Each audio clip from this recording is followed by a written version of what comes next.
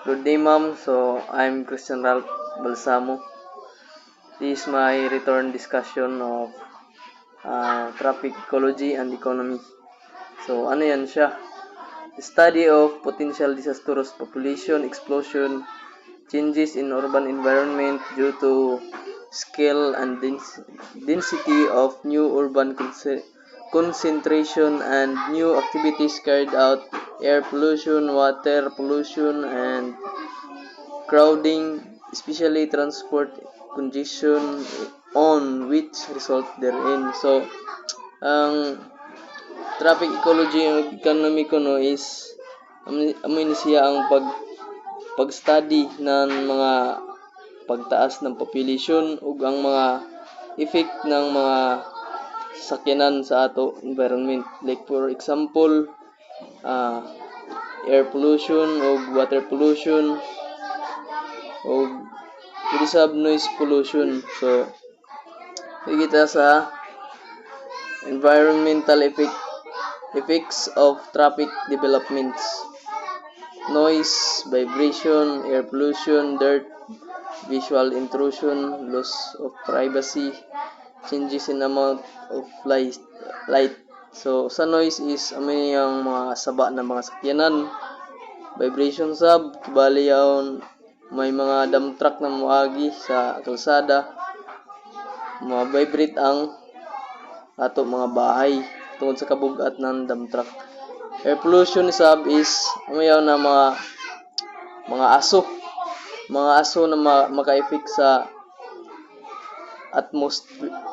atmosphere na makadaot sa ato hangin. Sunod is dirt. Amin sila ang mga lipa, mga abog, visual intrusion. So, ang visual intrusion, like for example, yaon mga dako in a building. So, mablocked yaon siya. Di mo makita ang uban tungod sa kadako ng isa ka building. So, lost privacy. So, ini sa lost privacy, yaon bitaw ng mga kalsada na skyway. So, makita ka ngadto sa imo bahay sa bali yaon sa bintana taas sa gid yaon na kuan skyway. So, makita ka ngadto mo yon loss of privacy. Changes in amount of light. So, next is neighborhood severance, relocation, destruction during planning and construction. So ma-distract ang mga tao sa mga saba na mga paggamit ng mga gamit sa construction. Accident experience. So, yung mga disgrasya, maka-experience ka ng disgrasya, mayroon pedestrian journey. So, yung matabok ka, usahay, kaligsan ka sa bisan sa kwanda ka, katabok sa pedestrian. Congestion and other benefits of vehicle. Next is laws concerning traffic ecology. Presidential Decree 1181 providing for prevention, control, abatement of air pollution from motor vehicles. So, in PD 1181 is provide ini siya ng prevention from air pollution. So, yung disabilita is LOI 551 directing law enforcement agency to implement pollution control program. So, ini siya ang ga-direct sa mga law enforcement agency na mag-implement sila ng mga program na maka-control sa pollution. RE 8749 Philippine Clean Air Act of 1999. Nina Act is kinahanglan ko no is limpyo nato hangin. Traffic economics. This focus on how traffic system impacts an area economic prosperity and product pricing and supply. Heavy traffic congestion can significantly affect productivity and businesses' ability to receive essential supplies, and uncongested traffic system boost economy value by ensuring smooth access worker and supplies. So ngani is kung sa traffic economics is kung smooth lang ang traffic is makatadong pag-transport ang mga goods, mga products, mga supply na kinahanglan i-receive. So, next is traffic accident and traffic investigation. Number 1, kind of traffic accident, road traffic and vehicle collision, chain of events in vehicular accident, classification of motor vehicle traffic accidents. Number 5 is accident investigation, defensive driving. Traffic accident, it is an occurrence in a sequence of events which usually produce unintended injury, death, or property damage, transportation in a traffic way. So, traffic accident is amin siya mga panghitabo na wala tuyo pero hitabo siya, just like for example kaligis ka, wala mo tuyo pagligis, pero injury siya or ipatay siya kay tungod galigsan mo. O sa mga property damage, bali makabangga ka ng mga bahay nga na mayon ng property damage. Traffic accident elements. Number 1 is no intent or malice but surprise. So, waray mo intensyon na ligsan siya pero nahitabo gayud gyapon. Number 2 is involving traffic unit.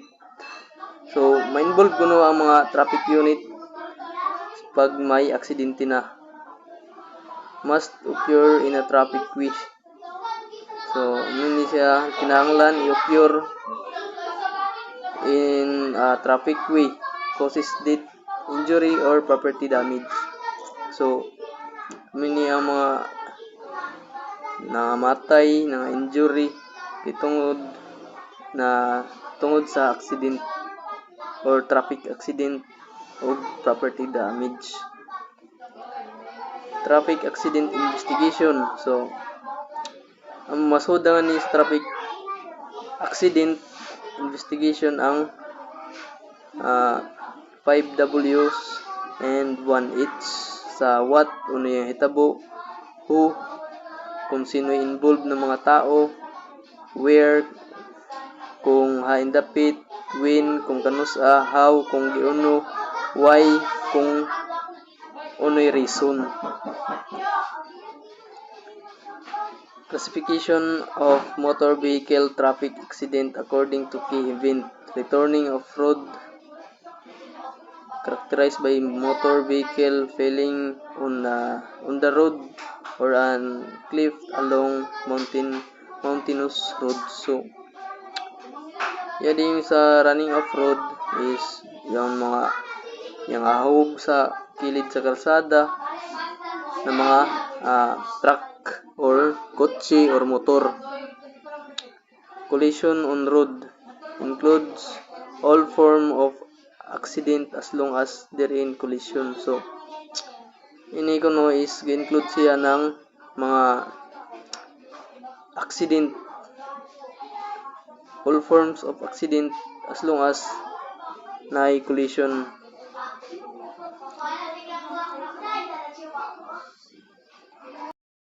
So, Next is purpose of traffic accident investigation.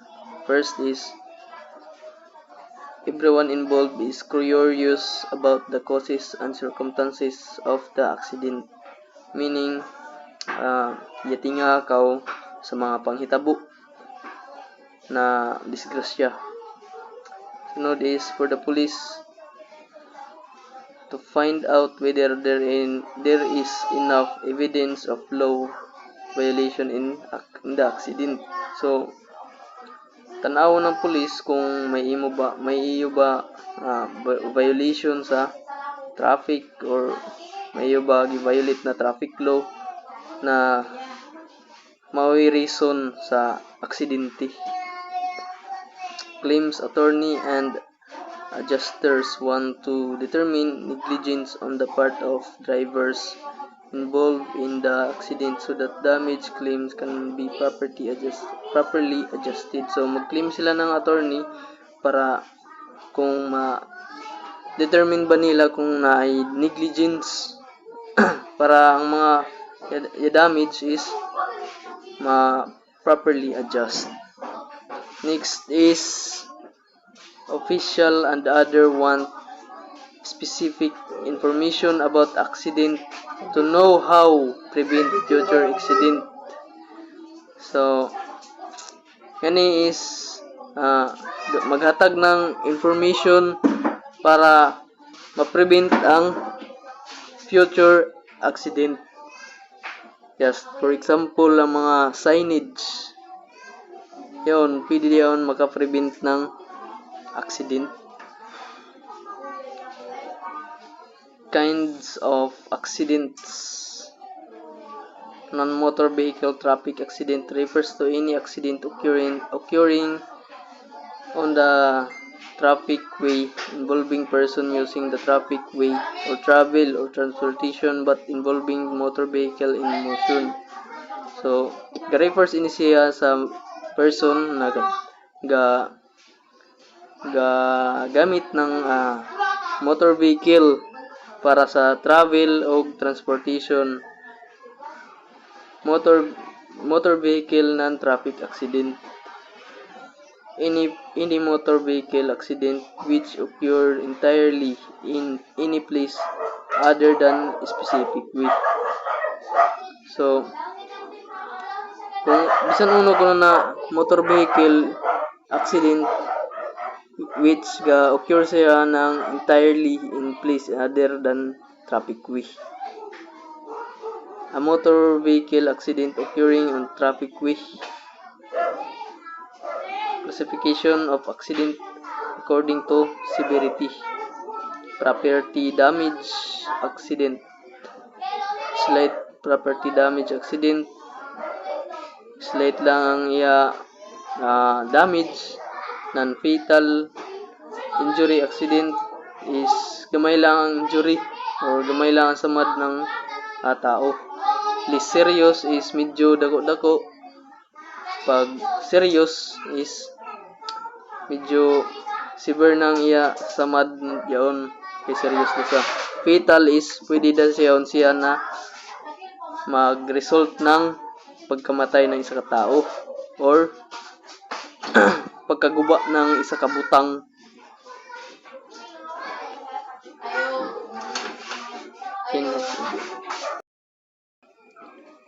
Next is chain of event in a vehicular accident. First is perception of hazard. It is seeing, feeling, or hearing and understanding the usual or unexpected movement or condition that could be taken as a sign accident about happen. So, bali nga di is ma-feel mo na dili normal ang mga movement ng vehicle na isayaon ka sign na may mahitabo na accident. Number 2 is start the evasive action. This is the first action taken by the traffic net to escape from collision course or otherwise avoid a hazard. So, amin ni ang mga first step na imuhimuon para malikayan ang collision or accident, bali ang likayan mo or mubrik ka para di ka mo magkabanggaan. So number 3 is initial contact. The first accident touching of an object, collision course or otherwise avoid hazard. So meaning ang pinakauna na pagka first touch, pinakauna na pagka bangga ng duha ka sakyanan or otherwise is i-avoid mo ang collision or accident. Number 4 is minimum engagement. It is greatest collapse or overlap in a collision. The force between the traffic unit and the object collide with the greatest of maximum engagement. So, number 4 is ngani ang impact ng pagkabanggaan ng duha ka sakyanan or ang impact kung bali magaligis ka. Maximum engagement. Number 5, disengagement is the separation of traffic unit in motion from an object with which it has collided. The force between object cases at the time. So, disengagement is siya ang pagka-separate ng traffic unit o sa bang uno ka kusgon ang pagka banggaan. Ilang sa nga din na the force between object cases at the time. Number 6 is stopping. This when the traffic unit involves come to rest. It usually stabilize the accident situation. So, bali yung yung mahunong na mga sakyanan, ini is pwede din siya mo banggaan ng igsunod kay kuan siya, gahunong siya o siya mo padayon sa iyagi agihan. 7 is injury. It is receiving bodily harm. So, siya mga injury, bali yung balian, samad, o narakuman. Number 8 is other event that may occur during an accident. A point of possible perception, the place and time of which the hazard could have been perceived by normal person. So, yun is ini ang lugar ug oras na ma-perceive or matan-aw ng isa ka normal na tao. B is perception delay. The time from the point of possible perception to actual perception. So, ni siyang possible pa lang na mahitabo hantod sa hitabo na accident.